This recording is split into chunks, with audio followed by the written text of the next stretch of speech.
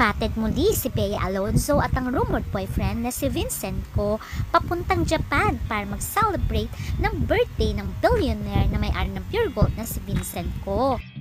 Matatandaan na spotted si Bea at Vincent Ko sa event ng Pure Gold para manood ng concert na pinaroduce ng kumpanya ni Vincent Ko, at napaka-supportive ni Bea sa kanyang rumored boyfriend.